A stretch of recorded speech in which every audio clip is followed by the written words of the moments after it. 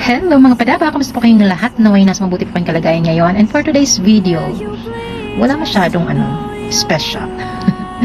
Napapaisip-isip lang ako ngayong gabi. More on realization lang din. Wala ako ngayong word for today or word of the day. Realization lang sa mga kaganapan. Minsan di ba? Minsan meron din tayong mga tanong, muli-muli natin from the past. Tapos, eto na, pag-iisipan na, mapapaisip-isip tayo pag-iisipan.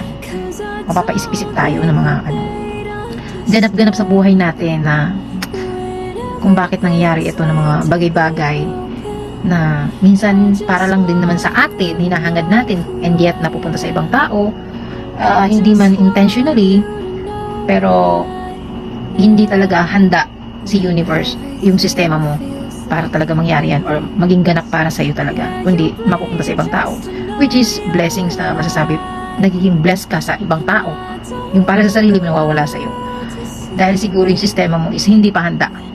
Kasi ngayong gabi parang na-realize ko, parang ngayon ko lang talaga na-realize lahat pang ina-absorb pa ng utak ko talaga, yung mga pangyayari pa ng mga noon-noon pa, nasabi ko talagang, di ba may kasabihan kapag hindi ukol, hindi bubukol, parang gano'n naman talaga din. Pero more on, eto namang topic natin is yung nasasabi mo or na-share mo sa ibang tao, and then later on, boom, nangyari sa kanya.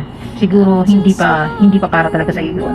Kasi may mga ganun ako yung tipong malapit na sa ganun pinag-iipunan ko yung isang bagay, gusto ko yun, parang ganun.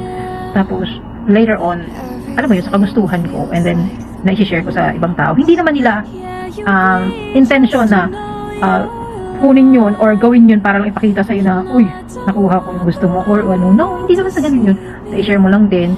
What if yun lang din yung hinihintay nila para gawin nila yung mga bagay-bagay na yun? Let's say, for example, nakatulong ka rin kahit paano, di ba?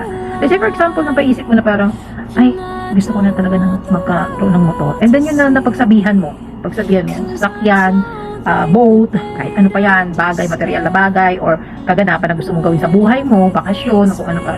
And then I-share mo yun. And then what if naman yung tao na share mo, parang, siguro it's time naman din for me talaga. Hindi dahil kokopyahin ka or gagayahin yung kagustuhan mo. Minsan nakakatulong ka rin naman sa ibang tao, di ba? Na ma-realize na, ay, kailangan ko rin pala ng break sa aking trabaho. Kailangan ko ng bakasyon. Ay, kailangan ko pala talaga bumili ng motor kasi nga itong panahon na to, or sasakyan, or boat, or kung ano mga bagay na napag-uusapan nyo, or naririnig nyo sa kapwa nyo. Meron din mga times na gusto kong gawin, tapos hindi ko rin na-share sa ibang tao. Sa akin lang din sa sarili ko. Tapos yung ka-office work ko, nangyari sa kanya. Parang, parang yung pala yung iniisip ko, parang ganun. Tapos, di ba? Ang galing, di ba? And that's the sign also na, kailangan ko magpursige talaga. Kasi na-inspired na rin ako sa kanya. Ako yung pinanggalingan ng inspiration mo. Uy, na parang iniisip ko na nag-save na ako ng pera para dito, tapos nauna ka na, di ba? Siguro hindi talaga para sa akin yun, pero yun nga, yung ating sistema sa ating katawan, sa ating kaisipan, napunta sa ibang tao. Pwedeng isipin nyo na good or bad. It's not really bad. Pero parang gano'n lang yung magiging dating nun sa'yo, di ba? Parang hindi mo rin nakuha yung gusto mong gawin, di ba?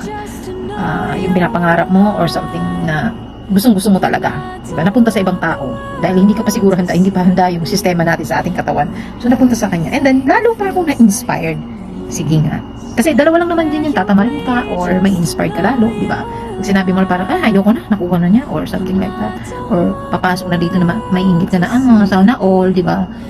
Huwag yun, bad yun, huwag yun. So ang gagawin mo, lalo kang may inspired, diba? Kahit ikaw yung talagang nakaisip noon, unang plano mo yun, pero napunta sa ibang tao, may ganun talagang sistema, diba? Hindi naman love moves in mysterious way, diba? Lord moves in mysterious way. Merong lesson learned tayo dito na matutunan. It's either dapat pinag-ipunan mo na, minadali mo na, priority mo na. Kasi kung hindi yung priority, puro alam plano, wala talaga. Kaya nga di ba may magtutropa na more on plano lang kayo pagdating ng oras, nga hindi natutupad yung mga usapan, di ba? At meron pa ako naalalang scenario na yung isang ka-office work ko, pinipilit ko siyang isama sa isang ganap. Kasi nga, syempre, ano yung mga bosses para at least kung gusto niya talaga ng magandang trabaho, kasi nga maganda yung pinagtapusan niyang work. I mean, maganda yung pinag-aralan niya, maganda yung pinagtapusan niya na school, and then maganda yung previous work niya. So sabi ko, syempre, kahit pa paano, mababackupan siya at magkakaroon siya ng work. For some reason, there's a sign talaga. Hindi siya hindi siya sumipot, And marami siyang dahilan na ginawa. Pero yung kadahilanan naman yun is maganda. Meron kasamang naiiya siya. Kasi nga, syempre, iba yung pinagtapusan, iba yung ano, di ba? Iba yung dating work niya, iba yung position niya, mas mataas sa akin. So may mga ganung ano siya scenario sa buhay niya na nahihiya siya mag-ask ng help. So nag-try pa rin siya sa iba.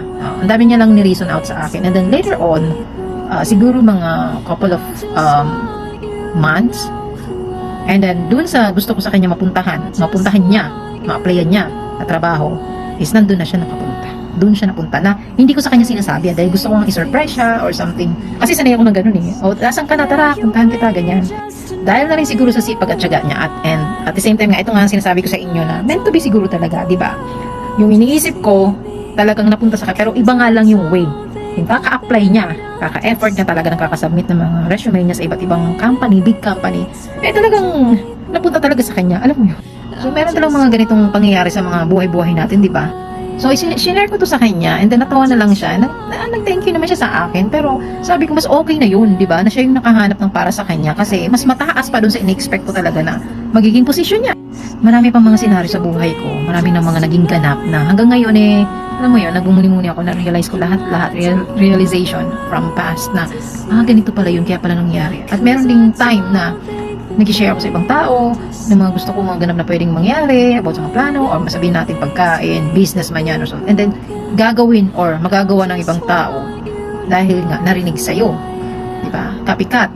Or magandang idea para sa kanila. Pero, kapag sinabi ni Lord hindi, o ilang taon, lugi, ilang ano, wala na. Kasi nga, hindi para sa kanila yun. So, nung in-stop ko yung pag-share ng mga ganong mga bagay-bagay, kahit anong ganap sa aking buhay, eto na, after a couple of years, boom, boom, boom, dagsa-dagsa na sila. Yung minamanifest ko na lang din, tapos sinasarili ko na lang din, nangyayari. Kasi nga, it's either na umaayon si universe sa iyong kagustuhan or umaayon si universe sa iyong kagustuhan para sa ibang tao. Ganun po yung aking realization ngayong gabi.